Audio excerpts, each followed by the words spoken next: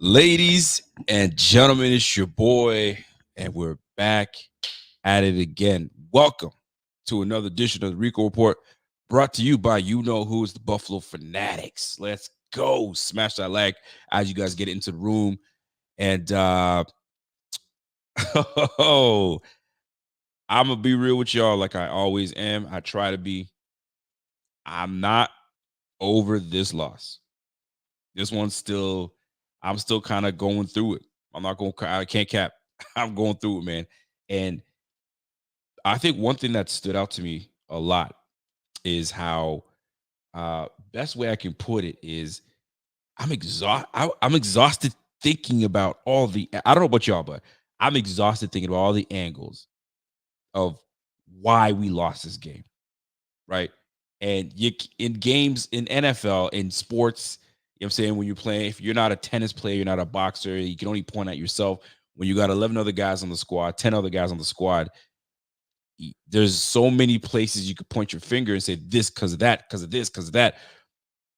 You can't just point out one single entity of this, of the reasons we lost. We lost this game, and I'm still not over it.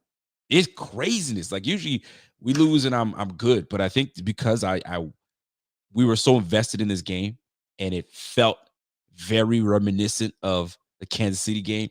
And it took us, how long did that take us to get over that one? Especially because obviously it was a playoff loss, but it took us a minute. This one, it's like hard to just get over this one. So if I, as a fan, I as a content creator, I'm like, man, the players must be going through it. Head coach must be going through it. Josh Allen has to be going through it. Like everyone is going through it. And it's tough, man. It really is tough. To it's like Richard just said, man. It's just what it is, man. This one pause. Tough, it's tough to swallow, man. That loss is tough, man, because everything that was supposed to statistically happen offensively, we did. And we just couldn't get over the hump. And as I spent the last couple of days like thinking about it, because you know what I mean, after every game, you're in your feelings, no matter what. I don't care what anybody tells you. You're in your feelings after a game, right? And you're trying to process what just happened. That's why I like these Tuesday shows, because I'm a rational thinker. I like to kind of sit and be like, all right, let me go over what I initially felt like in that moment, because it's all in feelings, and then go over it and just try to figure out, okay, so what was the issue? What did go down? And what it comes down to it is honestly, it's the and it's so cliche, but it's the small things that matter in the end. And they accumulate to big things. And the big thing here was the loss, right? And we just didn't do the little things to just get us over the hump. And it might be just a drop pass here, a hold call there, an offside, illegal man downfield, like whatever it is. It's just it's a back and forth. That's why sports is so great. I was talking to my man James Kehoe today. He's like, that's why I love sports, because it's the uncertainty that goes with sports that's got you on the edge of your seat, like you're watching a movie. But this is one of these movies that we keep getting the same damn results at the end, and it sucks. It blows having to have the same freaking thing every time when it's crucial and when we need it. So recapping this game, I'm going through it and I'm like, bro, it's let's just start with this, man. As a fan, as I'm looking at it, as I'm looking back at this game, we absolutely can play with anybody. We absolutely can play with absolutely anybody. On my mama, we can play with anybody. Straight up, we can. We just beat ourselves. We beat ourselves. And when you when you when you beat yourself up, or you're not coming down with the things you're supposed to come down with, it adds up. And it adds up to 6 freaking losses. And I'm like going through all the games. Okay, so like we're like, somebody said it like, yo, we're like a few plays from being pretty much like a 10-2 team potentially. Easily a 10-2 team. 9-3 maybe. But it's just those little things that matter. Now, the one thing that I've been seeing circulating, excuse me, and I didn't have much to say about it at the time, because I'm trying to think about, okay, what about McDermott? What about this? So let me I'm gonna get right on to McDermott, excuse me, because everyone is coming for that brother's neck, and it's warranted. It is absolutely warranted. I'm not gonna sit here and tell you it's not. Am I on the train to fire him? I'm not. Am I on the train of, yo, those losses that we've been accumulating are concerning? 100%. They're 100%. And at one point, something's got to give. Something's got to give. Is the answer to fire him? In my opinion, no. Does he have a lot of things that he's got to fix and get rid of, and kind of get out of? 100%.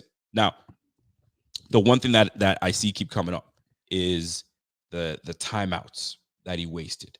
And I had to like go back and watch the game and see, okay, so like how could it have hurt us? How could we have done more with that situation? And I'm thinking, I'm like, if you have one of the baddest quarterbacks in the game, you've got Josh Allen on your side, and you got 20 seconds left, go for the gusto. Go for the gusto. So because what that tells me is like, Josh, I know what I have defensively. We're depleted. Right now, offensively, we're 100%. Everybody's healthy. Everybody's ready to go. If we're going to lose this game, I'm putting the ball in your hands. Let's go. Right? And I think if we lose that in that regard, and Josh goes and throws a pick or ends it or whatever the case is, right? And or something happens, at least coach went for it. I go back. We're 3rd and 7. And I was in a Twitter X Spaces, Twitter Spaces, whatever you want to call it, right? And somebody made a solid point, and I was like, you know what? Come to think about it, maybe I would probably, hindsight, do that. And it was, okay, we missed the Gabe Davis, Josh Allen throw. I get it, and everybody and their mom has an opinion. Josh should have went this way. Oh, Gabe should have went inside and should have outside. Well, there's outside leverage. I mean, everybody's got an opinion, right? Point is, we missed it. That's the end of the day. We missed it. Whether you want to blame it on Josh, whether you want to blame it on Gabe, blame it on Joe Brady, whoever you want to try to point the blame on, it's a missed opportunity to end and walk off the field. Then I was like, then someone mentioned, if you really, truly know defensively that, okay, maybe I don't trust my defense just yet, or I'm not really feeling what my defense has been doing. They've been marching it on us all half long. Second half was the Eagles' half. Okay, I'm trusting my guy to go for it on 4th and 7. If we don't get it, they got to march their asses back up and try to get this game and win it. And it's killer if you win it with a field goal, but at least I knew that my head coach trusted in my quarterback to go for it. And when somebody brought that up, I was like, what's McDermott thinking then? Because it's this week, this last few days has been about McDermott. So like, we might as well talk about McDermott, right? What's McDermott thinking in this instant? I want to give my team an opportunity, so you know what? We're going to take the field goal and play it safe. Okay, points is, you always hear about, you know what? Take the points. Take the points. It's always good to take the points. But because your backs are against the wall, you need this win. This would be monumental. This would be a huge win to go into the bye, preparing for Kansas City at 7-5. Things are different. So then I start thinking more so during, these past couple of days of McDermott. I'm like, all right, why am I in this position of like, I don't feel like we should let go of McDermott. I still think he's a good coach. Like, why am I feeling this way, right? And you start to, as a fan, you start to question yourself, like, all right, why am I feeling that way? Why am I not with everybody else saying fire McDermott? Like, there must be a reason as to why. And I'm like, why is McDermott making these decisions that's got people in their feelings and that's got this team losing in these crucial last games? And it comes down to this.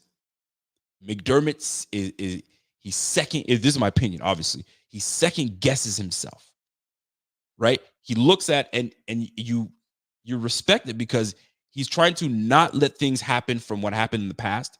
So he's deviating from it. So, but then it makes him start making weird decisions in the end because he's second guessing himself and now he's all over the place. And this is what I'm gathering, right? So, like, if you go back to Kansas City game, right? And a lot of times this was we played way too soft. In 13 seconds, we let these boys march up and boom, boom, boom, boom, boom, and the rest is history, right?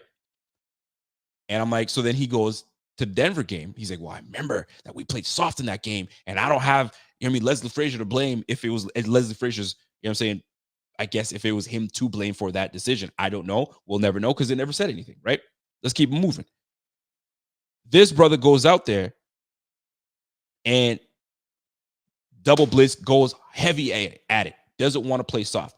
But it's weird because in the instance of these guys marching, he's playing soft all drive long. And then when it's crucial, it's time, and they're in their green zone, the Eagles are in the green zone, this is when you want to bring it. 0. And you let this brother march right into it. This brother was overthinking all over the place, and it falls on him. It does. You're the head coach / defensive coordinator. You made the end decision. It didn't happen. Now, that's a whole other side to look at it. And I get it. People want to blame McDermott and fire at him. Granted. But I'm also in the field of players play. And if I put a game plan together for you, you got to execute. You got to do what you got to do. You look at the offense side of the ball, Joe Brady, he got these boys executing, right? Tweaking here and there, getting the backs involved in pass game and moving things around and getting Josh using his legs, a whole lot of that stuff. You see that tweak, you see the offense take huge leaps, huge steps. Defensively, we just keep fucking falling behind. We play well for 2.5 quarters, 3 quarters, and then we fucking forget everything. It's fucking disheartening, man. It's disheartening, man. And now you're sitting, team is 6-6. And now you're sitting here looking at every scenario you can. Okay, if this team loses this week and that team wins, okay, we need the Pittsburgh. Fam, this was the year we had we built up the offensive line. The offensive line allowed 1 sack that game. The offensive line has been intact all season long. No injuries. We're keeping Josh upright. And we're 6-6. One of the best offenses in the game. We're 6-6. Bro, man, it's hard, man. It's hard for a fan to have hope. But I can sit here and talk about all the bad shit in this game. It's over with. There's nothing we can do. You're 6-6. How the fuck do we get into this fucking playoffs? What has to happen? Who has to step up? There's a whole bunch of questions that have to happen. And right now, there's a 21% chance, 22% chance the Bills can make the playoffs. We got 5 games remaining. 5 games remaining. This is what the playoff picture looks like right now. Obviously, you have the Ravens, Chiefs, Jaguars, Dolphins, obviously in division lead right now. It's slim pickings that we can get to the Dolphins. I think it's like a 6% chance that we can win the division. Obviously, we'd have to win out. Your wild card spots are the Steelers, the Browns, the Colts. Here's the kicker. If you look at the teams that are on the cups, sniffing it, whatever you want to call it, the Bengals are beating us. The Broncos are beating us. And right now, the Texans are playing good football. Our backs are against the freaking wall. What is it that this team has to do? And it's really, truly simple. I mean, it's simple, but it's going to be hard as shit. This offense has to carry us going forward, period. Has to carry us going forward. That's it. We can't sit here and say, oh, the defense is going to bail us. The defense is going to hold it down. It's not happening. It's not happening. You got 2 older safeties in the back that just don't have the legs. It just feels like they just don't have the legs anymore. The injuries are piled up. We've got a Von Miller that's not quite 100% back. He's there physically, but he's not there physically. You guys see it. You know what I'm talking about. So there's this notion of maybe hanging on to this defense is going to help us out. We can't. Because every time I'm seeing the graphics everywhere. Every time the offense takes the lead and we say defense, just hold it down and make the stop, and we got this. We let them off the hook just this year alone. The fucking Patriots, Mac Jones, that's lost all confidence in himself, getting benched for Bailey Zappi. We let this guy march all over us and fucking put the game to an end? Can't. We let Zach Wilson keep them in the game. Like, we can't depend on this defense, man. It used to be that way. It used to be that the defense would just hold tight, give Josh all the opportunities in the world, and Josh would just do what he does. Now, it is all offense, and it has to be, and they got to be flawless. I'm gonna just put it this way: as a kid of an immigrant, got immigrants, you know what I mean, Haitian parents. You know what I'm saying? It's always been whatever you go do, or whatever job you go do, or whatever you're in school, you can't be like all the other kids and just be there, just have a good time and do whatever. You have to be twice as good, work twice as hard. Like all immigrant parents say it. Asians, you know what I'm saying? Europeans, like Italians coming in from one country, if they come over here, whatever you want. You cannot be like the locals. You can't just be you got to be twice as good and no mistakes. So the Bills right now, you guys, these 5 games going forward, you have to be twice as good. You've got to be flawless. You can't make no mistakes, because you just cannot depend on this defense to hold it down. They'll make a play here and there for you, but at the end of the day, you got to put points on the board, and you got to put death blow. You've got to go for the death blow and knock them out. That's what it's got to be going forward, because you're going up against what? You got the Chiefs next. They're 8-3 right now. Then you got the Dallas Cowboys following that. Then you got the Chargers. Then you got the Patriots. And then you got the Dolphins. You got to win out. You got no choice. You got to win out. You got to go 11-6. 10-7, I don't think that gets you in. And if it does, it's because so many things had to happen for you to jump in and get that. 11 gives you a ticket to the line to see if you can get in or not. But right now, this offense has to be what does it. Coach McDermott, at the end of the day, brother, I like Coach McDermott. I think I think the team, and the reason, I'll tell you this, the reason I still believe in Coach McDermott, although he is a flawed man and he's got some toughness that he's got to work through. Whether it's something that he has or something he doesn't have, I don't know. That's for Pagula and Bean to figure that shit out, because they're next to that man every damn day. But what we've seen and the trends that we've seen is, when it comes down to it, push comes to shove, we need a defensive stop in crucial moments. We don't get it. And we waste a very good offensive display. Now, I'm not going to sit here and blame everything on McDermott and this defense, because I just talked about how this offense has to be flawless going forward.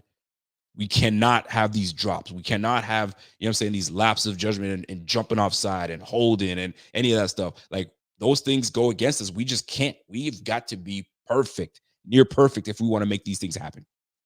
And I'm going to tell you right now, if we do, nobody's going to want to see these Bills in the playoffs. They will not. Whether you're the 2, the 3, the 1, once you're not going to want to see us. But we've got to take care of business now. Now, dropping footballs on a sideline, James Cook, tough. I get it. Probably out of 10 times, you probably catch that 9. Because that ball was on the money. If we want to be that team, that comes in and handles business, you got no choice. You got to handle yours. Now, before I jump in here, I gotta take a little commercial break here and get back onto this offense, because this offense is crucial. We need everything from this offense. But man, oh man, If we can be flawless, if we can do what we got to do, we are going to be dangerous. Nobody's going to want to see us. I promise you that. You guys hang tight. I'll be right back. Underdog Fantasy is the easiest place to play fantasy sports.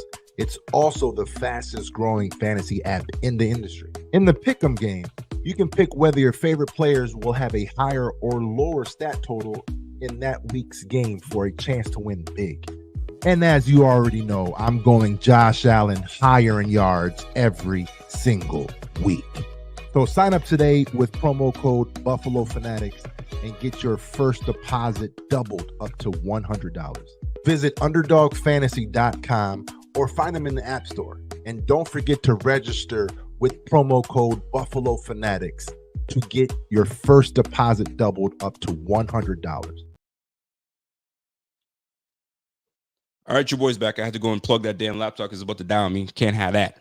So, offensively, let me get right to it, man. Dropping footballs. You know what I'm saying? Tiptoeing when you got the football in your hand, James Cook. You know what I'm saying? We need you. We need you to establish something for us. Ty Johnson was great. Murray's doing what he's supposed to do. Josh Allen was everything you paid for. But there are some decision makings that Josh has got to clean up a little bit. That pass that he made to Stephon Diggs, absolutely sensational. I don't even know how he was able to make that. I don't know how the defenders, you have to have the arm strength and the guts to make that throw. And he did. He came out and he did that. I couldn't believe it. But when I was watching it, any other quarterback cannot make that throw. And if they do, golly, you got to be one of the 2 or 3 best in the game.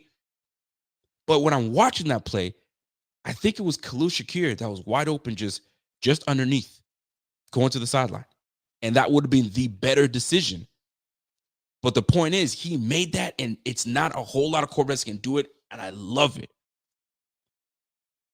But then it brings me to that pass made when James Bradbury jumped it. And kudos to James Bradbury because that was a great play. That was a great play. But that interception, that turnover, is what gave the momentum back to the Eagles, and they scored soon after.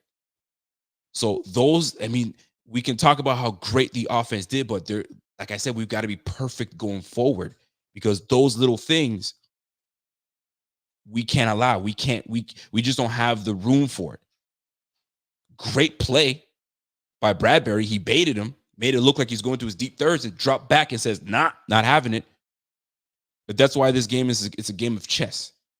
It's a game of chess. That was a great play by Bradbury. That's you're in the film room and you know the nuances of what Josh Allen can do and what he will take. And you didn't let him have it. Great play.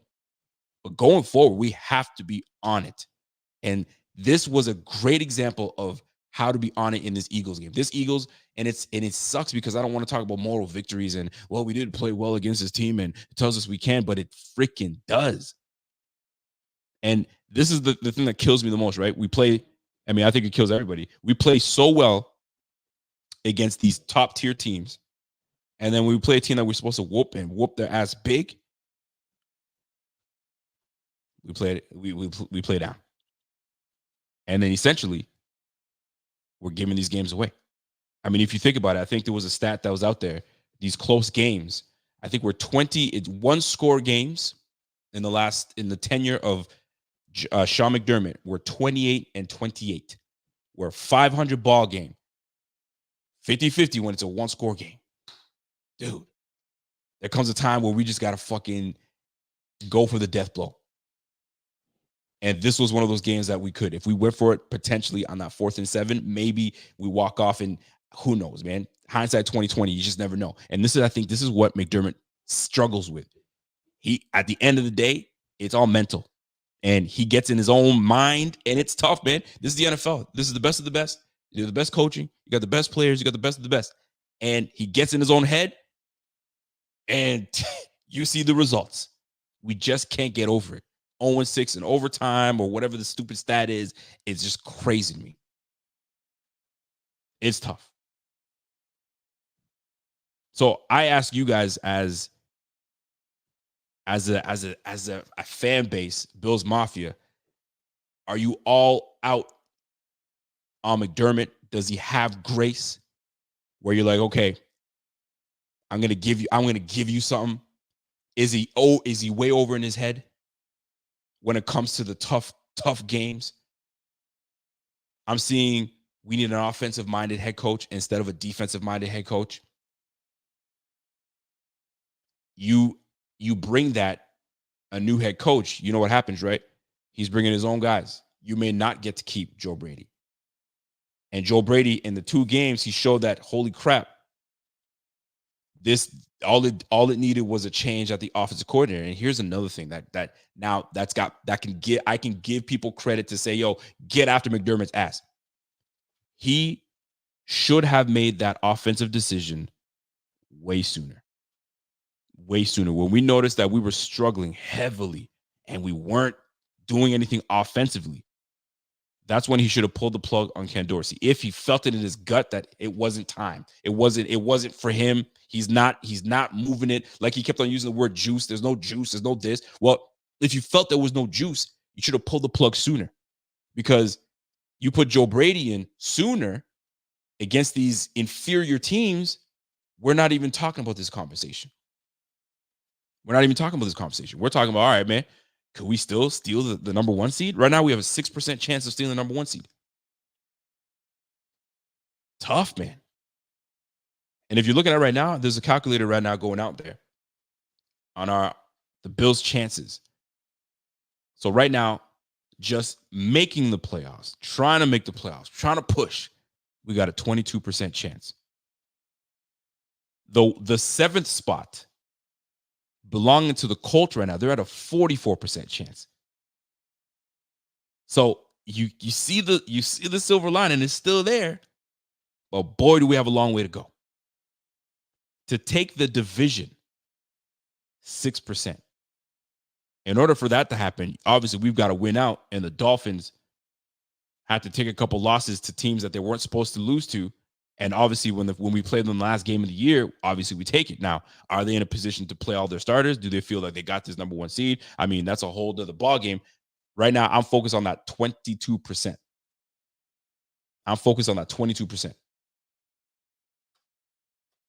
So now, what the hell do we do going forward? I'm looking at this roster, and I like what I see on the offensive side of the ball. Obviously, Spencer Brown was a challenge for us at the beginning, and we don't really hear from Spencer Brown. That means he's improved enough that our minds are not on him. O'Cyrus Torrance, the young, strong rookie, will do great things in Buffalo.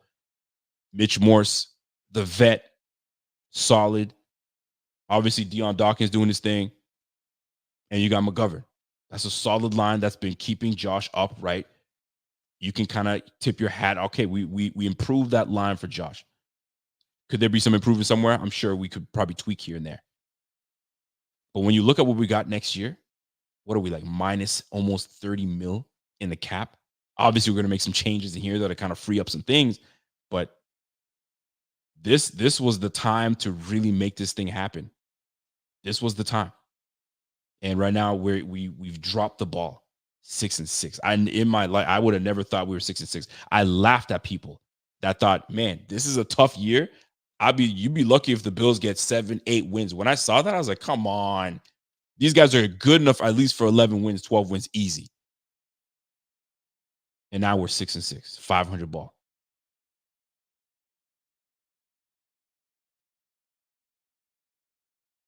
Tough to swallow, man. I'm not over this, man. I really am not. I'm not over this loss. This loss was a big one. Especially just letting Jalen Hurts just walk into the end zone, untouched, uncontested, and Jordan Mailata, I think his name is. He was surprised that we were even in the look that we were in. He's like, what are they doing? We walking in this thing. And here's the kicker. That kills me the most. You go to the toss, the coin toss. All right, heads or tails, heads, receive. Yo, Brandon Graham's like, yo, it's not even gonna matter, bro. We taking this. Golly, the confidence these boys have in their quarterback is something. And this is why I see Bills fans are like, yo, where was the confidence from McDermott in his quarterback? You know he has it. Show it. And this is where I align with y'all. I'm looking at it. We were back with a Detroit game. What was it, like seconds left on the clock? We needed to make something happen. Fire down the field to Stephon Diggs. Boom. We're in field goal range. Tyler Bass. Boom. But so many little things happen in this game where it costs us. Block field goal. Tyler Bass hits one little inches wide right. We missed 2 field goals. The turnover. It's like just the little things that matter. And we sat there and we couldn't do it. We couldn't put it together. I got a super chat coming from what's up, Maya? Maya says, I so appreciate you. Thanks for the therapy, Rico. Listen, man, the therapy is just for you and listen for all of us, man. We're trying to freaking grasp for some kind of answers. And I will say this, my man Z-Bot, that's my homie, that's my guy. Emotionally, he can put his emotions into words so well. So well. I got to give it to him. He's excellent at that. I'm a rageful person.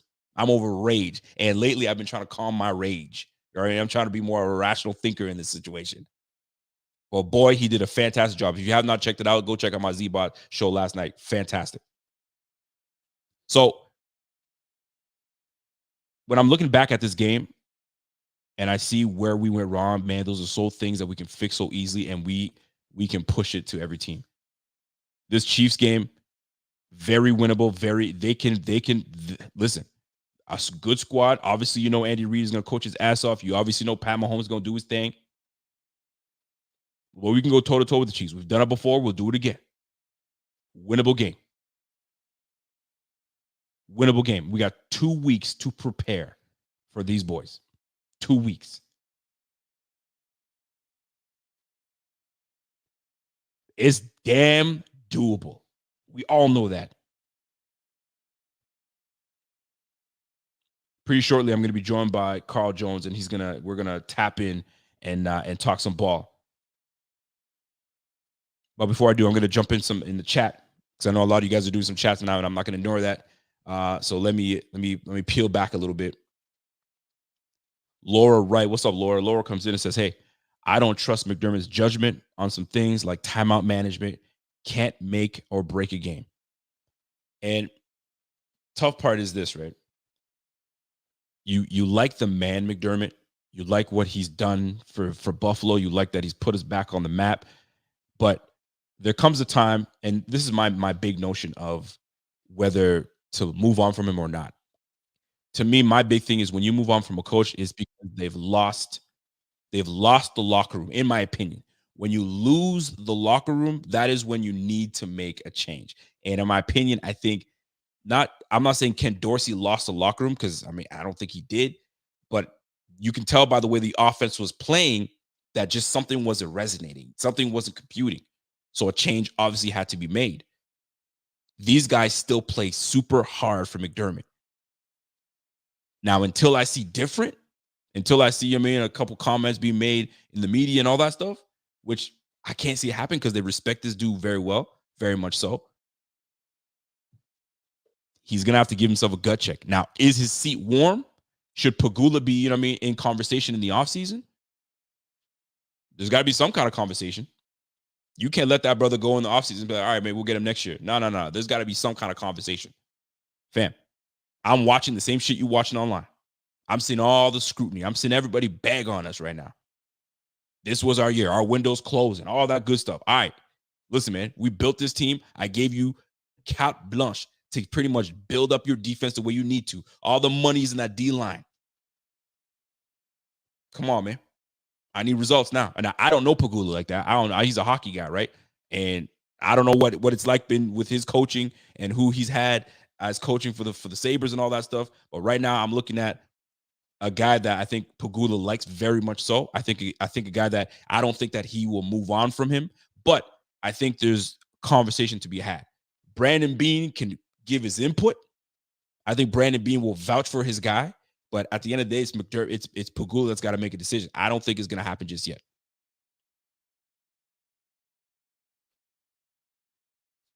Bill Sphere says that doesn't mean squat Rico. Players played hard for Dick Duran too.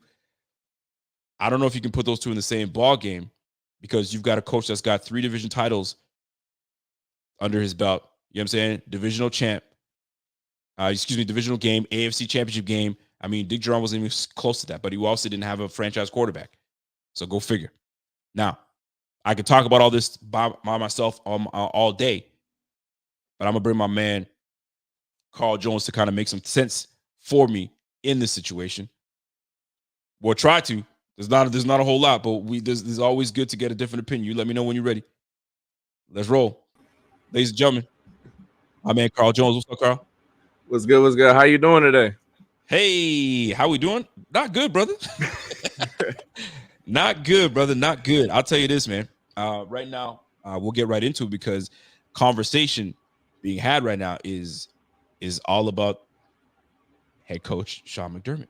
And right now, rightfully so, people are upset with Sean McDermott, saying that pretty much he's wasting our franchise quarterback. He's wasting this offense. He's wasting the likes of Stephon Diggs. Stephon Diggs, who knows if he's going to want to be coming back. I mean, that's just me speculating here because when you're pissed off and you're not winning, you're gonna seek answers. And he was doing a lot of seeking of answers just last offseason. And I don't think we've done enough to tell him that we've answered them. So your overall thoughts on McDermott and folks, calling for his head?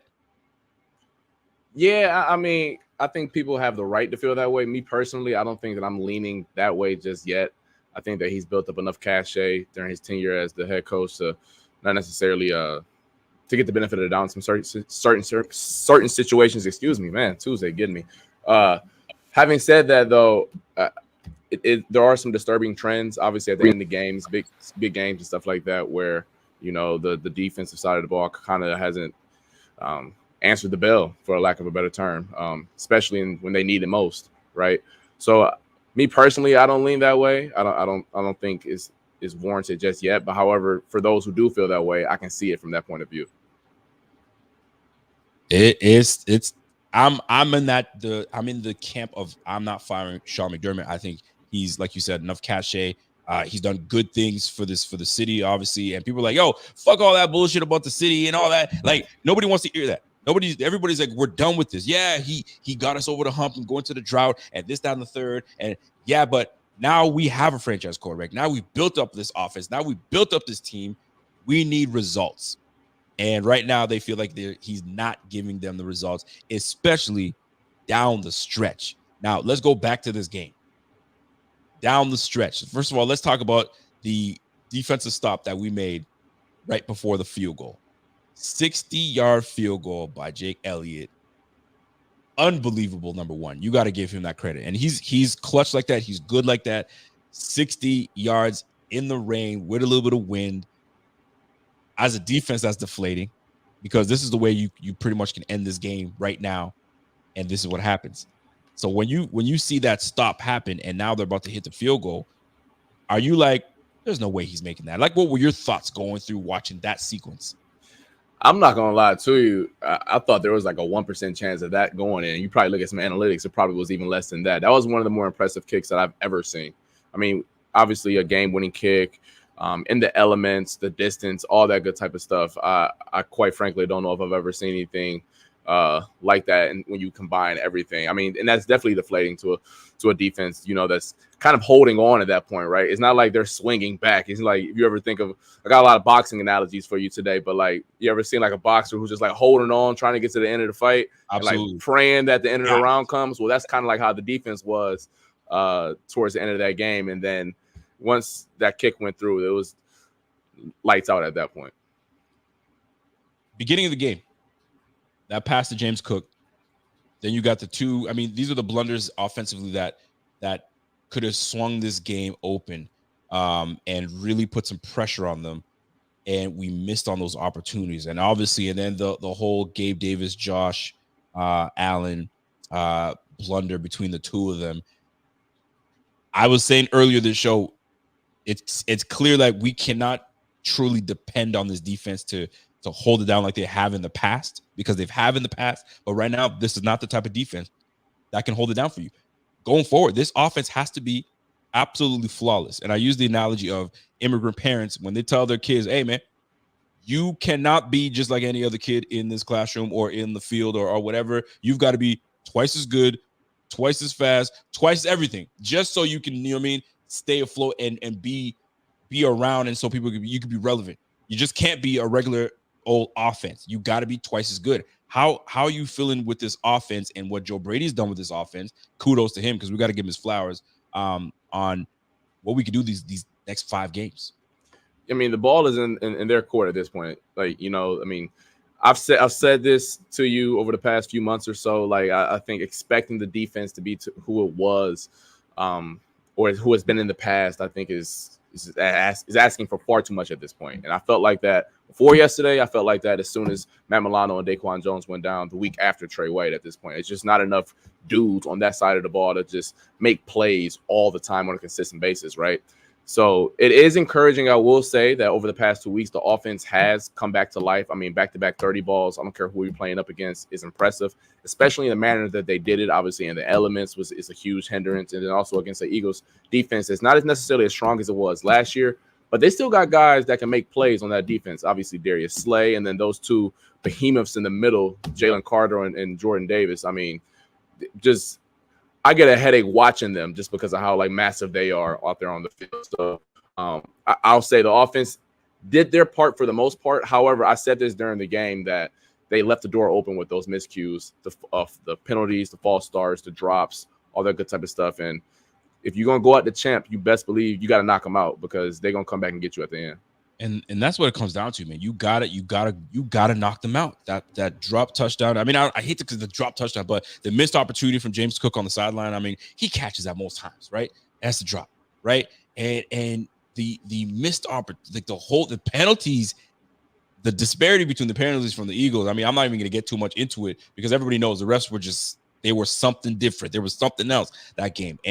But it comes out to discipline. I mean, you see Jordan Phillips doing some dumb stuff, and just the little things that add up in the end that got us this crushing loss. You're seeing the players, you're seeing, you know what I'm saying, the interviews happen. What could you sense the vibe? Was there a deflating vibe? I mean, obviously it's just after the game, but did it feel like they're deflated, or there's still some hope? They still feel good, they feel strong, they can still come through and push near the end. What was your sentiment? Yeah, first off, on your point about the referees, I'll keep my opinion on that short and sweet. Similar to anything else, like I got another boxing analogy for you. You better knock them out, or you're going to get judged by them 3. So that's kind of how I feel about everything. Like when it comes to referees in sports, like don't leave it up to them. Knock the fighter out, knock the opponent out, so we ain't even got to worry about the referees. Now, back to what you asked prior. I didn't travel this week, so I watched the stuff on Zoom and all that good type of stuff. That'll be a Thad question that he'll have for you. But from what I can tell on the interviews, it's a little more angry type of vibe, I guess you can say. Nothing like we've seen Josh Allen despondent in the past in a couple of games where, especially the Jets loss, I looked like a sad puppy up there. I don't think it was that type of vibe from what I could tell. More of an angry type of sense. I keep hearing that McDermott is not a guy that likes to take accountability, and he pushes the blame, and I mean, obviously he fired Frazier, and he fired Ken Dorsey, and Dable left. I mean, Dable got a job, for crying out loud, but Dable left, and you hear he never takes accountability. And I don't understand that notion, because for years when they came up with these awful losses, McDermott would be like, you know, that's on me. It starts with me. It's this. And then the fans got tired of it. All he says is, it starts with me. It starts with me. It starts. So then when he starts to kind of, I mean, give a little more detail on what it is, he's pushing the blame on somebody else. It drives me nuts when it comes to that. You can't, when we lose, and here's the thing, when we lose, it don't matter what coach can say, it's not going to be good enough for anybody, right? And it's just what it is. It's just unfortunate. It's just what it is. But let's not sit here and talk about the bad. Let's talk about something that was really encouraging to see, and that's Joe Brady. Joe Brady has absolutely woken this offense up. And it's only a shame that he didn't get his opportunity sooner, because maybe things change. But what can you say about what you've seen so far from just the vibe of the offense and the way it's moving, the way it's flowing? Fam, this offense is moving. They're doing what they're supposed to do, other than a few blunders here and there. But it looks like a different offense. How you feel about that? Discipline. I mean, obviously there were some blunders in there, the interception, the drops, and then the penalties, but they're consistently erring on that side of the fence as opposed to where they were previously in that 6-game stretch where they were just playing bad. But like I told you ad nauseum last week, the running backs are a much bigger focal point of the offense. I mean, that's up his alley as a coach and his pedigree. That's something that you can see throughout his tenure that he was going to do here in Buffalo. So that's one thing. And then also, hey, I'm not in the locker room, and this is the only two people that can answer this question right here or make a statement on this is Josh Allen and Joe Brady. But it seems like Josh Allen just has that back to him, like that swagger back to him. And because he's always been that player who kind of wears his heart on his sleeve, and he's very emotional, right? In a good way, right? I mean, you're going to know when Josh Allen is lit, when he's feeling himself. And it's gotten to the point over the past 2 weeks. Obviously, he said it, I'm back or whatever, yada, yada. Right. Okay, it was the Jets, whatever, cool. But last week was probably one of the best performances that I've ever seen from him. Elements on the road, all that good type of stuff. So I think Joe Brady does get some credit for that because, I mean, quite frankly, it happened like that. It wasn't like, oh, ease his way back to his confidence. Like, no, he looked like that boy last week, and this week he looked like him again against the Eagles. It's a tough one, man. And now playoff hopes, man. And right now, that's what it comes down to. We could talk about offense, we talk about defense, but now it's come down to the thick of things. And I put a tweet out there today saying, listen, this is the remaining games. Can 4 wins get us into the playoffs? And I guess it's at 10 wins. I don't know if that does it. I think we have to win out, but we got a gauntlet of a schedule, and it's not pretty. So obviously we got the Chiefs coming up in a couple weeks that very much up in the air. If we come down and do what we're supposed to do, then we face the Dallas Cowboys right after that. They come home to Buffalo, so that's a home game for us. And then obviously we're on the road to LA against the Chargers. A very good I mean, I can say a very good offense, an inconsistent offense. I'll put it that way with Herbert. And then obviously we ended up with 2 AFC foes in the Patriots and the Dolphins. Fam, I'll just get right to it. We making this playoffs, man. If I had to lean one way, I would say no. But I do want to caution on that statement right there and leaving myself some room for not up for further embarrassment or like, oh, I got you, right? One, the schedule is daunting. However, the teams that are ahead of them have major flaws for similar reasons that the Bills kind of have flaws, and that's the health department. The Browns are down to their 4th-string quarterback this week, and they're going to be starting Joe Flacco. That's the team that's 7-4 right now. Who knows how many wins they have left? I mean, it doesn't matter who they're playing at this point. I say this as someone who's from Cleveland. Every game is going to be a dogfight for them with Joe Flacco as your starting quarterback at best, right? Yep. Same thing with the Colts. I know Gardner Minshew mania or whatever, right? He's prone to having bad games too. I saw him make a play yesterday where I was like, Lord, I don't know what you was doing, but it worked out for him, right? Now the Broncos are surging. I don't know. They've made a nice push. I think they got 5 in a row, the longest win streak. 5 in a row, man. Yeah. So, I mean, look, I think you're kind of looking for that 7 spot, whether that's the Broncos, whether that's that boy CJ Stroud, who continues to look good and look better every week. So you're going to need some teams to kind of fall at this point. You're going to need CJ Stroud to look like a rookie. You're going to need Russ to stop cooking and some other things to go your way. But, yeah, you got to take care of business. And my homeboy, Micah Parsons, comes to town, going out to Herbert. It's an uphill battle for sure. And right now, the thing that kills us too is the teams that we've lost to, right? If you go back, we lost to the Broncos right now, so that they got the edge over us. We lost to the Jaguars; they have the edge over us. I mean, these tough losses to these teams have put us in a bind where we are now. If you thought our back were against the wall, my gosh, man, like we in the wall now. We in the wall. Like it's gonna be tough for us to get out of this, and it's one of those things, man. So fair criticism goes to McDermott. I mean, you got to put some onus. He's got to take onus, and he's got to be sick to his stomach looking at the potential in this team. Do you see a potential where Pagula says, you know what, if these boys miss the playoffs this year, you out of here? Or is he holding on to this brother saying, you what? You're on the hot seat, but you got to make something happen. And before you get there, I'll give you a chance to kind of ponder on that one. To me, I don't think he gets fired this year. I don't think he gets fired in the offseason. However, I think there's a serious conversation that's gonna be had with him and saying, listen, man, this is the year you gotta prove something to me that you can not only get these boys over the hump and get these last minute victories and get that defense shored up and ready to go, but like making a wild card spot is just not gonna be good enough. We're too good of a team to just be sitting here wild card and just make. We've got to be in AFC Championship chatter. That's where we got to be at. And if you're not there by next year, now I've got to totally make a decision, because I just gave you that contract, but we see boys getting fired left, right, center. Adam Schefter just came out and said, hey, 7 to 10 teams are going to be looking for new head coaches.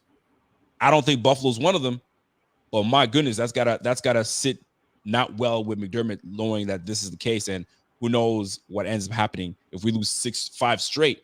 Is he out? I don't know. But what are your thoughts on McDermott and his future, especially going into the next year? Yeah, barring that they lose out, and I guess in the season on the 6-game losing streak, I think his job is safe in that regard. So I don't think he'll get fired this offseason. But I will say the seat would be hot heading in the next year. I mean, anytime that you have one of the best players on the planet, your clock is always ticking. Like, that's just how it works in professional sports. So I think that's fair to say in that regard. I think the better question would be, how much of a coach is he in terms of getting you to the final step? And I think he's clearly shown that he's been a good coach in rebuilding, establishing a culture, and setting a floor. But how good of a coach is he in terms of that final step? And I know a good analogy that everyone likes to use, that because it just happened like 8 years ago, is the Mark Jackson, Steve Kerr type of vibe, right? That one. Yeah, like Mark Jackson set the floor, the foundation, all the good principles for the Warriors, and then Steve Kerr put on the finishing touches to take them over to the top. And so obviously other examples like that throughout sports, but I think that's the one that's everyone likes using these days. So I think that's a fair question to ask, just based off of his tenure, especially in the playoffs. You know, I think the 13 seconds one is obviously the most damning one. I still think the Bengals one is ugly as well. So I think that's more of a fair question to say, as opposed to just can him today and get rid of him. I listen, man. McDermott, I think it seems as though Pagula is not one of those meddling owners. He likes to let these guys do what they do. Obviously, we got a new stadium coming through, so I mean, we got to put some. We got the franchise quarterback. We got all the pieces that going into a new stadium. So that plays a part, and business will be good, because owners, at the end of the day, it's about getting that bread. We got to make money, and if the team's making you money, and we still buying jerseys, we still buying, tickets to the game and seats and all that stuff, it's still valid. But boy, oh boy, McDermott definitely is going to be on the hot seat going forward. So looking at this bye week, what do you do in this bye week? Like, what are you tweaking? What are you moving? Do we see the implementation of Leonard Fournette in this bye week, or is it a foregone? Man, we thought we had something nice in you, but Ty Johnson's coming on. We may not even need the services of Leonard Fournette. Who knows? There's 2 weeks. That's a lot. Then they made the decision of bringing Andy Isabella. I never understood I got it, but if you bring in Andy Isabella and you get him into the fold because you want to see what kind of output he's going to give you on the offensive side, we don't even use the brother. He was just there as a punt returner. I mean, we messed that one up. I think we messed that one up on Hardy. I don't know what's going on with that. So there's a lot of questions going into the bye week. Is there anything that stands out to you where in this bye week, this is what needs to be addressed? Yes. Offensive, special teams. Is there anything that stands out to you in that regard? So I'm going to answer this in 2 parts. One, I'll take it back to my own playing career and how we address bye weeks and how we kind of approach those. It's not really a wholesale, like a bunch of changes that you can make during that 5-day period where you're off or whatever. One, the biggest thing is getting healthy. Guys getting in the facility, making sure their body's getting right. I think a guy like a Josh Allen who's dealing with the shoulder thing, a Von Miller, all those different type of guys, they're going to need that off time. So that's first. Secondly, we always focus on just one thing that we can change in terms of self-scout. So we're going to watch some of the film that we have from the previous 3 to 4 weeks, and what can we do to fix that one thing? I think for the Bills offensively, they did a much better job of doing the intermediate stuff, incorporating Dalton Kincaid and James Cook and Khalil Shakir in the passing game. Obviously, a little bit of Gabe Davis as well last week. So figuring out ways to continue that to be successful on the offensive end of the field for the Bills, which would be one thing that they can address offensively, self-scout. Defensively, I think, one, getting healthy again, getting back Dane, getting back Taylor Rapp, and figuring out more creative ways to just kind of confuse offenses to a certain extent. Because when I watched back the film of this Eagles offense against the Bills, it wasn't really too much that the Bills were doing defensively to confuse Jalen Hurts and stop that Eagles attack. The Eagles in the second half just said, you know what, we're going to RPO you to death and we dare you to stop it. Like, that's really what they did. And you're in that world of like, man, what do we do to stop that, right? So if you're Sean McDermott, you're going to self-scout a little bit. What can we do to prevent ourselves from being in these situations, right? So I think those are the two things. You know, it's just more about self-scout, things that we can improve upon on a small basis, because you're not going to make wholesale changes. There's just not enough time to do so. I was gonna say, because like, could we see any drastic changes in the bye week? I mean, we're so late in the bye week. This is more about getting healthy, like you said, getting healthy, getting right, and maybe a tweak here and there. But McDermott having to potentially get a little more creative, dive deep into his bag. Something has to give, man, because right now he's gonna have to start playing Madden or something to figure out some different type of creative stuff to do defensively, because they're all hands on deck on that side of the ball. All hands on deck. I'll tell you that right now. Let's get right into it, man, because we got the good, the bad, the ugly. Obviously, there's some things that we saw that were great. I mean, obviously, Josh Allen was fantastic. Josh Allen was old Josh Allen, right? And I think we were asking a couple weeks ago, like, yo, old Josh Allen, new Josh, like, what's going on with this old? This was the Josh Allen that we've all been waiting for, the one that could tuck the ball and run. He had a wonderful scramble where he was running left and he's pump faking. The defender is sitting there like, and Josh Allen keeps around the corner on the fourth down, third down, second down. Can't recall what it was, but it was in the fourth quarter and clutch. This guy was just great. If we don't have Josh, we don't got a whole lot. I mean, this offense runs through that brother. He was fantastic. Not much else to say. The guy had like 400 yards of offense, running the ball, passing the ball. The guy was just gritty. He's just that dude, man. It was lovely to see. You hate to see that we didn't have a W at the end of that. So to me, obviously, I'm gonna cheat and go with Josh as the good. Anything else stand out to you that was good for you? Well, I'm gonna cheat too, because I'm also going to talk about 17. If you don't mind me, go ahead, man. And I know people want to talk about national pundits and all that good type of stuff. Whatever, that's his own conversation for another day. But I think what 17 did on Sunday was special, and I think in more ways than one. What Darius Slay said afterwards, I think, kind of encapsulated the conversation about Josh Allen. He goes, man, he threw it 51 times. He dropped back 51 times or whatever. Slay said, of course, he's going to make mistakes here and there, especially in the rain, you know, up against that pass rush. Slay was amazing. He's a funny dude. I recommend anybody to watch that video, because he really kind of described Josh Allen in 45 seconds really, really well. Certainly did. But I think it was the third downs, right? You know how you ever watch a basketball game, and whether it's, I mean, you obviously are the Jordan generation. But for me, it's LeBron, Kobe, you know. And when they got the ball at the end, you know they're going to make the right play and something going to shake. That's kind of how I felt every single time Josh Allen had the ball on third down. Like, he was either going to scramble or put it right in between the numbers for a receiver to catch the ball. And they weren't 3rd and 2s, they weren't 3rd and 3s. These were 3rd and 7 pluses. Yes, these are the situations where the defense has you at their mercy, and they can do whatever they want. They can send insane blitz. They can do whatever they want. And offensively, you're like, all right, it's not much we can do. The playbook's limited. And 17 found a way time after time to come up with, 22 first downs. That's an insane number by himself. Crazy. So I can't give him enough flowers for the performance that he had, because watching it live was one thing, but I'm watched through about a quarter and a half so far, and it's even better on the second watch. Let me ask you this: fourth quarter, overtime, 3rd and 7. Obviously, the miss, Gabe Davis and Josh Allen.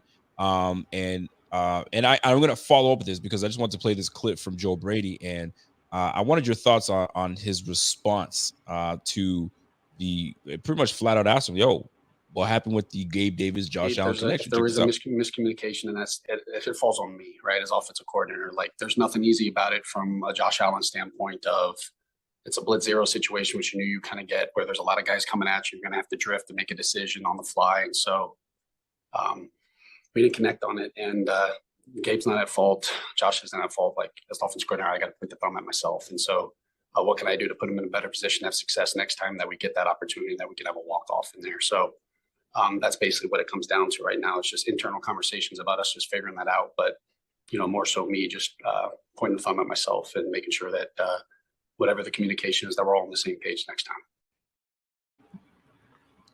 Listen, kudos to him. But he didn't really say a whole lot. Well, let's keep it a buck. Let's keep it a buck. Like, I mean, I know people praising him. That's the way to take accountability. But he didn't really take any. He just said, it's on me. I got to get these guys ready. But like, that's not answering the question. What happened with those two, man? Who was supposed to go right? Who was supposed to go right? What was the actual read? But I get it. He ain't trying to. The play happened. But the praising of like, oh, he took accountability. He said it's not Josh's fault. It's not Gabe's fault. All right, so I guess we're just gonna chalk it up that it's nobody's fault and that just a mishap to play. I mean, somebody went right, somebody went left, somebody missed the throw. I know some people are saying it's Josh Allen's fault. No, that's not the point. The point is when you see a blunder like this happen, and my question is gonna be, do you go for it? Because this was a question that was asked, and I was like, ooh, that's a tough one. 3rd and 7, you don't convert, but you're trying to win this game. Would you have gone for it on 4th and 7? No, I wouldn't have. I personally wouldn't have. I thought 4th and 4, probably maybe even 4th and 5. I think the conversation is a little bit more intriguing. But for me, 4th and 7, especially, I don't know exactly what the yard markers where they were, but I mean, the Eagles probably only had to go like 30 yards to kick a field goal. Probably only 10 yards the way Jake Elliott was kicking the football, right? But, I don't think the reward outweighed the risk in that scenario. I personally would have done exactly what Sean McDermott did in that scenario. There were some other things where I disagree with him, but in that scenario, I would have kicked it. Because I had a whole lot, because I was in the spaces and we were talking, and passionate people talking, and like, if you want to win, you got to go for it because you're going up against the Eagles are 9-1, and if you really want to show confidence in your quarterback and confidence in this offense, and you want to go all in, you got to go for it on 4th and 7. I was like, oof, I don't know about all that because I want points because anything can happen on the drive. Obviously, the Eagles are taking, and here's the thing. Another thing too is I know people want to get on McDermott and this defense, but there were a few plays last night, in the NFL where a receiver caught the ball and he made a move and fumble came out, and we put that hand on AJ Brown's, reception / fumble, whatever. If that turns into a fumble and we get it, fam, we ain't talking about all this stuff. So it's just the little things that just have us in this space of like, man, we got to do this and we got to fire this person. Man, we just got to put it together, man. And if we can put it together this going forward, we'll see how this plays out, man. We'll see how this plays out. So I want to shout out the O-line. The O-line had a solid game in protecting Josh Allen. Like you said, they got some dogs in that squad. Big boy Davis, Jordan Davis, Jalen Carter. You guys saw Reddick come off the edge. Like, they got some dogs on that squad, and we were able to hold up. And what I was more impressed with in the 4th quarter, we ran the football down their throats, and they could do nothing about it. And it goes to show you that Brady has confidence in this run, confidence in this line, confidence in this run. Love what I saw from the O-line. Love that's the confidence off from Joe Brady and just trusting the running game. Love to see it. That's the thing that stood out to me. That was good. We're gonna get into it. I know you got to roll. So we're gonna jump into the bad, and then we'll get into the ugly. I mean, the ugly was probably gonna be pretty easy, but we get into the bad. Something that stand out to you that was like, man, I ain't trying to see that no more, man. Yeah, after singing his praises last week, and I still think he's fine, a very, very good, darn good player. Rasul Douglas, especially in that second half, I really didn't like what I saw in terms of the attention to detail. On the AJ Brown touchdown, he took his eyes off of AJ Brown and touchdown. I mean, that's all that happened right there. I mean, he thought that he was going to go in and block and chip Jordan Poyer a little bit. AJ Brown kept going up in the end zone, boom, touchdown. The two crossers, the big ones, at Devonta Smith, one in overtime, and I believe one in the 3rd or 4th quarter, right? The first one, Rasul Douglas is supposed to fall off his man and jump in our terminology, clip the crosser. He didn't do that. And then in the 4th quarter, in overtime, that crosser, I think he was locked on his assignment, so I'm not going to give that crosser on him. But the two crossers were directed right at him, right? Yeah. They were targeting him a lot. Now, granted, he was following AJ, so it wasn't like that he wasn't tasked with a difficult assignment, right? But I thought that there were a couple situations and key moments where you need your CB1, right? I know I don't think of him as a CB1, but when you have your best guy, I need you to make a play. And he didn't come through in that regard. So, I mean, it wasn't remotely ugly because it's not like AJ Brown was cooking, but key moments, key stops, mano a mano, brain farts, it just wasn't working consistently for him. I like it. Let me raise you one. I got a couple. I'm not, now that I've given some thought, I don't like how McDermott, I think I understand it, but I don't like how McDermott didn't give his offense a chance to do something with 20 seconds and a timeout. We've seen it done before. We've seen it done with the Chiefs, and I hate to open wounds up, but it took 13 seconds for them to get that thing going, right? And left 13 seconds on the clock. I mean, boom, you saw what happened. You can make things happen in very short time, and we've done it with the Bills. We've done it with the Bills before, and it was just tough to see that play out. And I gotta keep it a buck, man. I wasn't happy. I wasn't happy about that. But for me, the bad that stood. That was huge for me, and we could have did something with that. We definitely could have did something with that. And bad for me on top of that too. Man, our stupid penalties, man. The dumb penalties that we just waste these penalties. It just kills us. Special teams, we got to be better on special teams, and that's what stood out to me. I have to put that out there. And that's what stood out for me for bad. What about you for ugly? I mean, let's just talk about it. The loss. Yeah, the loss definitely is the biggest one and how they lost. But for me, I'm gonna dive a little bit deeper. It's the defensive play calls in that fourth quarter, and actually just the final drive and the overtime for Sean McDermott. As a defensive, I've played enough defense and been in situations where if a team only has one or no timeouts, you're supposed to defend the sideline in certain calls, right? And they completed the ball 5 straight times with no kind of resistance to the sideline. And I thought that was kind of iffy from Sean McDermott's situation right there. Like, you know, they're going to go to it was all boundary as well. It wasn't like they were going across the field or anything of that regard. They were all boundary situations. So I thought that was a little disheartening to see. And then also in the overtime, 3rd and 4, they played a little bit of a cover 2 type of thing.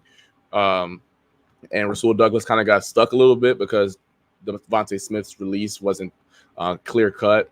And I thought in that situation, I don't want to go zone. I'm going man. I'm trusting my guys. It kind of worked throughout the game anyways. So I thought in those 2 situations, McDermott didn't help out his guys. He really didn't, and didn't put them in a situation to succeed.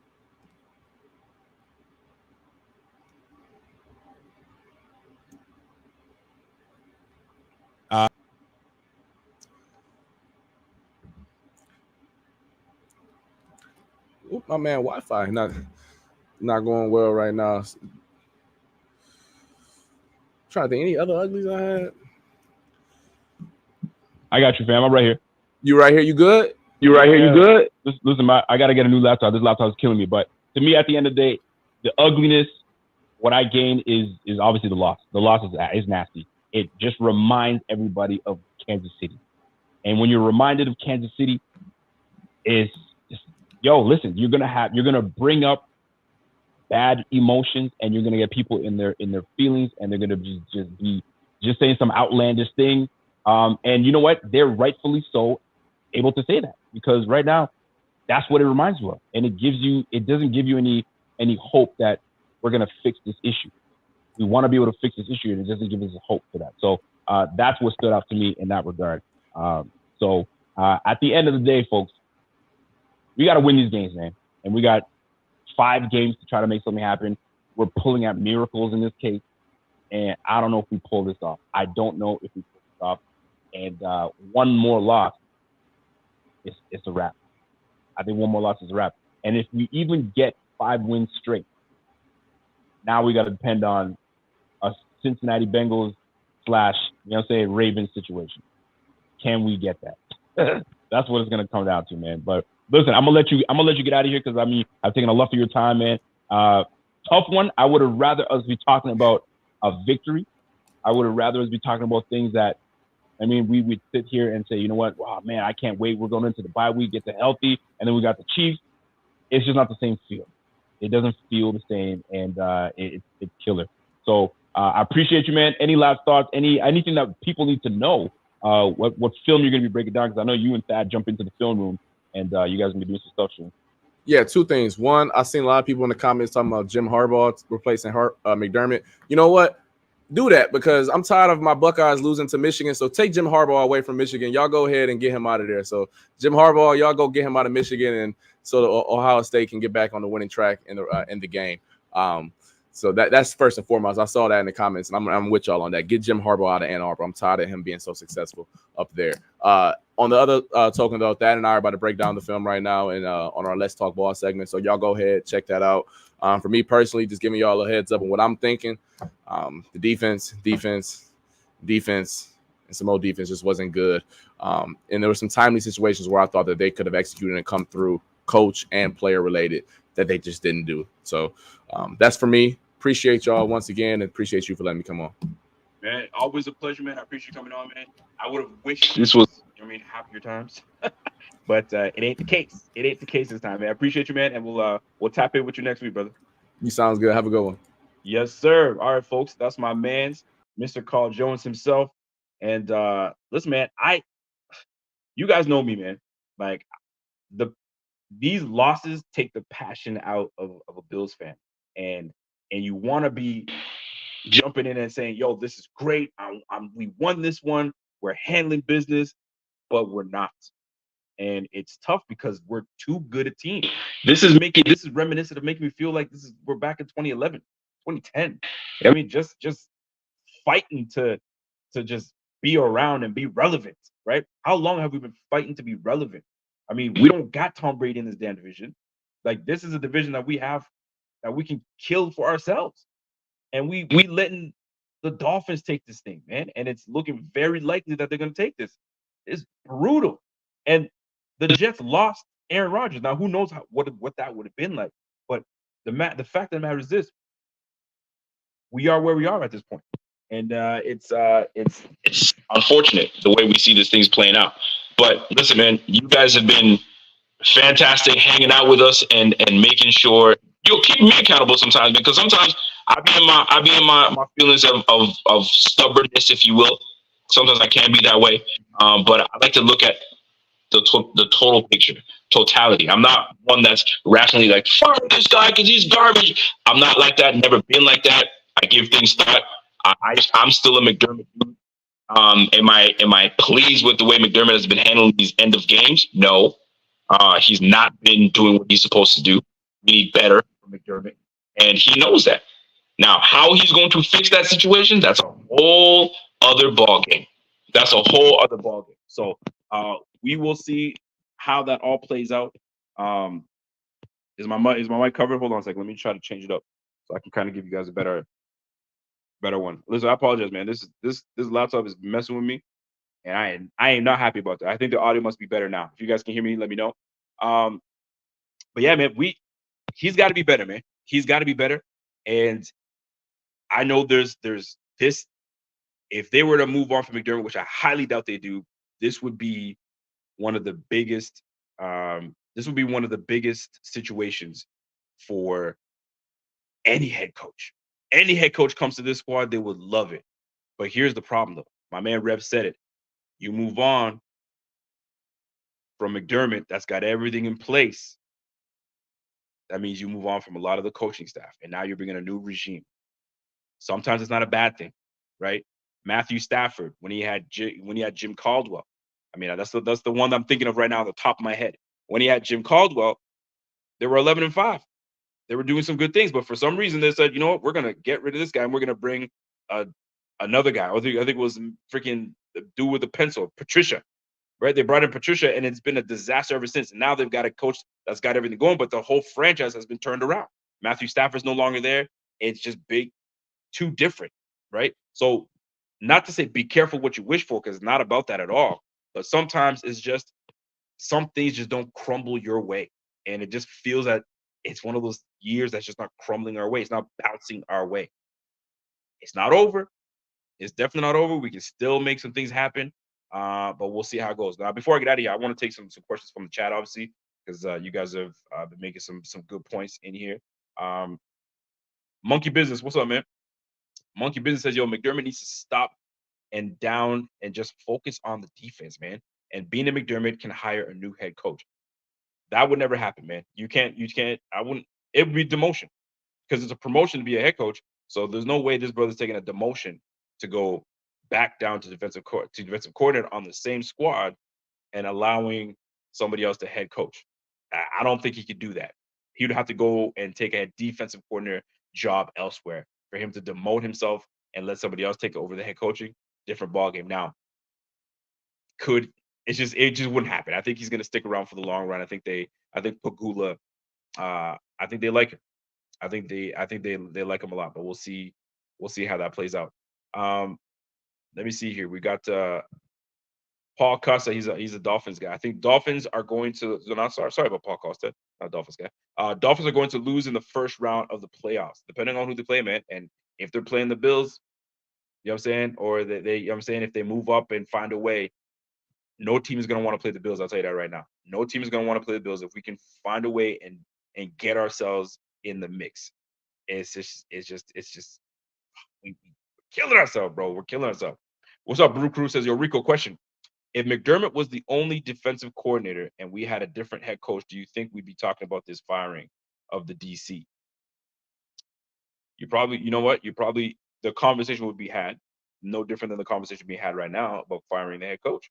So we've seen it before where, I mean, listen, Jack Del Rio, was it Jack Del Rio that just got fired? Jack Del Rio just got fired as a defensive coordinator, right? Or for the Commanders, I believe. So, listen, man, anytime that you see the defense have these blunders, it goes right back onto the defense.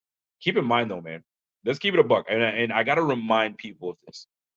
Let's not forget, not too long ago, we were questioning this offense.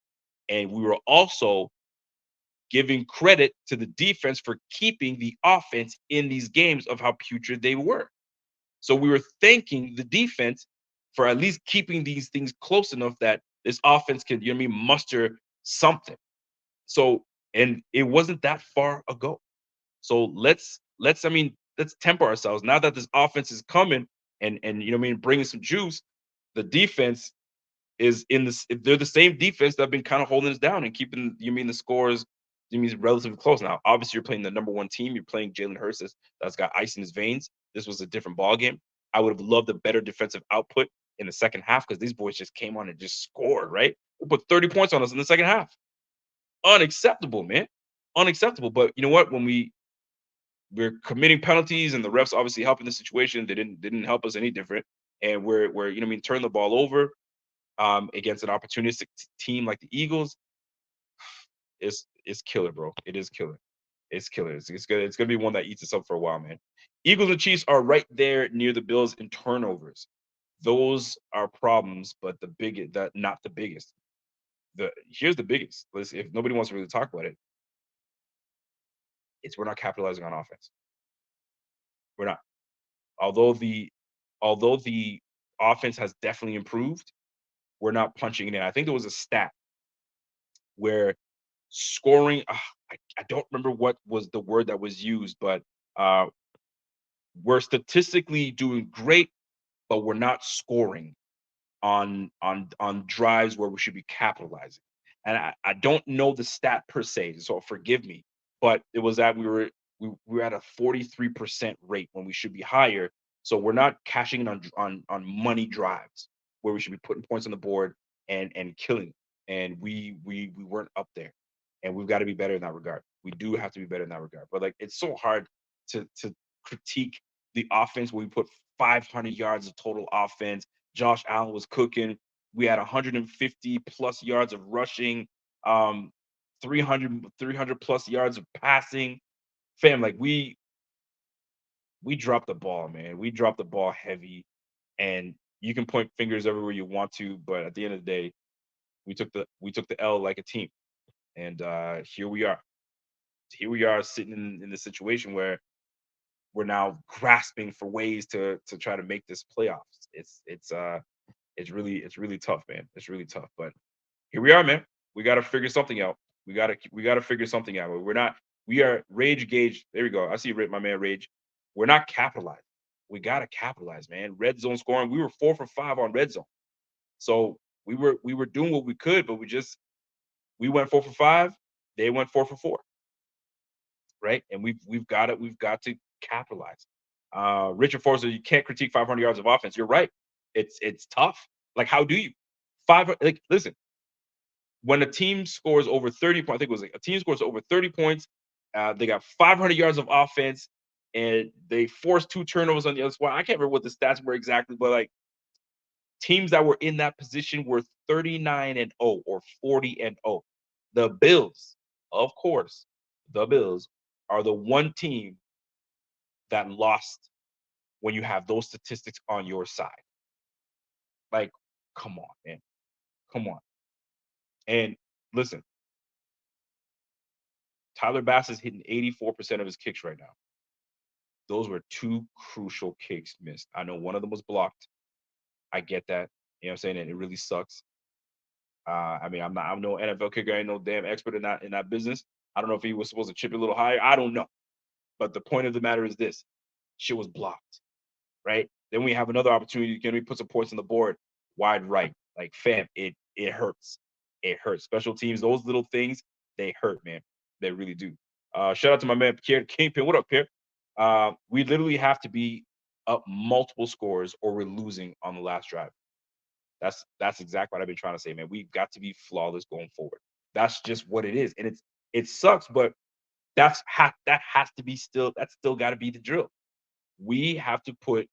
Not only we do have to like double up, but sometimes we got to go for it on fourth when we don't need to. We may not even need to, just to put these guys away. I don't know what has to happen, but we got to put these teams away, and it's gonna take scoring 40 points, 50 points. I don't know. But something's got to give, because we just cannot sit here and say, all right, defense, we got the score, we're up 3, go stop them. We don't have a track record of stopping these guys. And on top of that, it doesn't help that we don't have one of the best defensive players on the team not here and not coming back. Daquan Jones, who knows when he's even able to come back. And then we don't have a top flight corner that was just getting back to himself in Trey White. We got a whole lot of new cats on the squad. We got a whole lot of young guys on the squad, and we got some old guys on the squad. We're a mixed bag. We're a mixed bag on this team, and right now you're seeing the inconsistencies on this team right now. So it's really tough. And you know what? Pierre thinks that we are in the 6% to win the division, and he's not wrong, because we do have a percentage to win it. We got 6% that we can take this thing. So he's definitely more optimistic than a whole lot of us, but you got to give it to him. By the way, shout out to my guy, Pierre the Kingpin, man, because my man has been dedicated on those live streaming shows. And I tell you, I'm not good for it, because I'll be cussing left, right, center on that damn screen. But my brother's been doing his damn thing. He's been doing his damn thing, and you got to give it to him. If you guys have not tuned in, go ahead and watch the replays. Go ahead and watch those clips. He's been I'm surprised, man. I'm surprised that he's as good spirit that he's in right now. Because watching them games, boy, woo wee, that'd be getting me, myself, and my feelings. That's for damn sure. Micah Hyde is near the end. I just can't blame him. He's old. I don't know. Micah Hyde, bro, what is he, 30 right now? 30, 31? And I'm gonna say this, man. It would not surprise me. It would not surprise me if Micah Hyde decided to, walk away from the game and hang it up. It wouldn't surprise me. I'm not saying he will, because he's probably, another offseason to get right. He might come back and say, let's do this again. But one thing's for sure, you can't have both those brothers come back. One of them's got to go. Both cannot come back. You bring both those guys back, you asking for it. You're asking for it. That's real talk, man. And by the way, yeah, the chat definitely makes it fun for sure. What's up, James? James says, yo, I got us to the AFC Championship, man. 19.5 to 1. He's bet us that we're gonna make the championship. I hope you make your money, brother. I hope you make your money. Rico, I don't know what that word is, but Rico, the stakes would be a no-go for me after those losses. So shout out to you, smash the like for the man. Y'all smash the like while you guys are here, man, before I get out of here, because I gotta get this new laptop, man. I gotta listen. Those super chats you've been holding down on your board is going right back into the business, because right now this laptop I've had, I think when my mom tossed it to me at my 30th birthday, is an 9-year-old laptop, man. I got to get a new one. It's time. But anyway, folks, you guys have been great. You guys are always fantastic. I want to take a few more questions from y'all, and we roll. Rosaline says, "Yo, I hate the Dolphins so much. They make me sick, bro. We all do. The Jets make me sick. They all make me sick, man. That's just what it is, man." Thoughts after Vaughn after a couple days? Von Miller, man. Von Miller. Listen, man, you got to respect Von Miller, number one. You got to respect that he's a future Hall of Famer. And those are things you have to respect. I got to put this quote back because I'm going to keep looking. Those are things you have to respect with Von Miller. But the last few games, man, we've been needing more from Von Miller. But is it fair for us to be asking for more from Von Miller, knowing that he's not 100% him? Will he ever be 100% him? That's a whole other ballgame. And right now, you remove him to bench him to what?